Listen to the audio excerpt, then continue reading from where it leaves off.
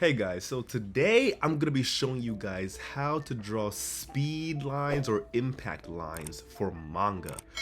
So right here is a page I was working on for my manga. By the way, if you're interested in checking it out, the link will be in the bio. But anyway, without further ado, let's get started. Alright, so the first thing I do is I have my rough sketch. Now I'm going to be using this panel right now. And this is going to be an impact panel where the character falls to the ground and makes a huge booming explosion. And right now, all I'm doing is I'm just adding in these sketchy lines that follow my sketch. Now, the thing is, what you want to do is once you're done with your sketch and getting the shape down, this is the best place, in my opinion, to be as free as possible. A lot of the times when artists are drawing, they try to keep all the lines tight and together, but for this, you don't need to do that. For this, try to keep the lines as scratchy as possible. That just shows more movement in the piece. And you know, one thing that I like to do when I'm doing this technique for my manga is to make sure that every stroke I do is a separate stroke. There's not going to be any continuing lines that I keep on the page. It's gonna be, every stroke is gonna be a new stroke pretty much. I don't know if you guys remember this, but a while back I used to talk about chicken scratch lining. And the thing I said is you don't want to use chicken scratch when you're doing line art for characters, but that is going to be retracted. That statement is going to be retracted right now today, because chicken scratching or just stroking the line is a great method to use when it comes to manga and using speed lines and movement lines to create impact. So right now what I'm doing is just going to be following the shape and darkening the outer parts, okay? And then once you have your shape sketched out, that's where you can go inside and start adding all the lines that follow the direction.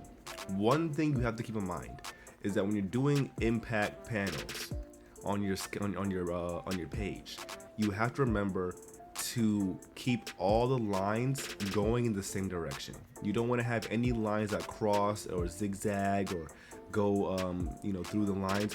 Every line has to go in the same direction. And right now I'm going inside of our first explosion part, and I'm adding more brushy strokes. And one thing I also do is I like to smudge my lines as well. Smudging your line also creates that speed movement as well. Something I like to do a lot in my book is to create that movement in your panels. So just remember that whenever you are creating your panels for the manga. And now what I'm doing is I'm going in and I'm adding separate strokes inside of our line to show more movement. Pretty much all the entirety of this entire scene is going to be just all lines going in one direction and showing the speed of the scene. All right. The way I approach it is similar to how I approach drawing hair. If you've seen my hair videos, I like to sketch out a shape for the hair, and then I go inside of that hair and I start adding individual lines that break it up. But except for this method, you're gonna use a lot of lines, like a lot. All right, many lines, as many as possible, pretty much.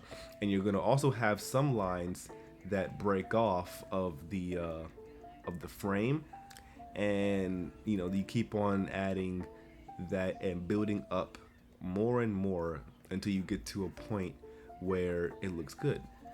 You can even go in, if you want to, with some halftone shading to add a little bit of depth to the shape.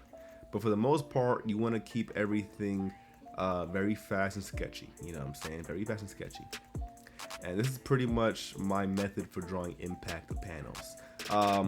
It was actually really difficult for me at first because I'm still a beginner and I'm still learning.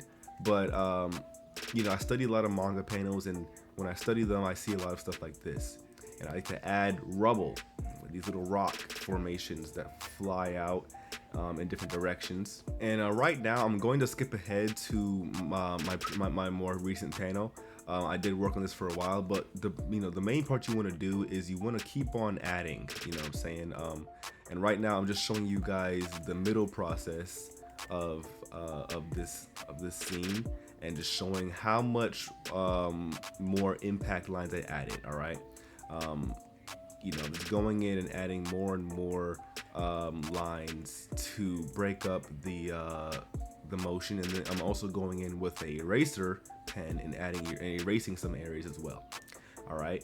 Now this took me a little while to do. I did cut out some of the video, so if it looks like I skipped ahead, I definitely did.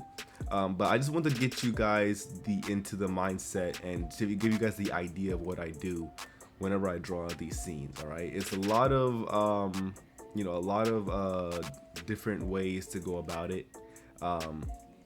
This is the way I like to do it, and of course you can't have an impact scene without having that onomatopoeia and adding in that those lettering too. So I'm gonna add in some words right here to show that a big old kaboom scene right here. And once you work at it for a while, you end up getting to a point where it looks good, you know what I'm saying? And it could take you a few a couple minutes or hours depending, but as long as you keep on working at this method, it'll be much easier in the future to actually draw out different kinds of impact lines. I actually do have a video coming soon where I want to show you guys how I draw explosion bubbles or mushroom clouds, stuff like that. I'm going to give you guys more tutorials on how I actually do my manga, but this is going to be the first one for now. Hopefully you guys enjoyed and learned something new. And yeah, that's pretty much how I do it. So this was a quick video. I'll be back with another one, and I'll see you guys in the next one. So peace out.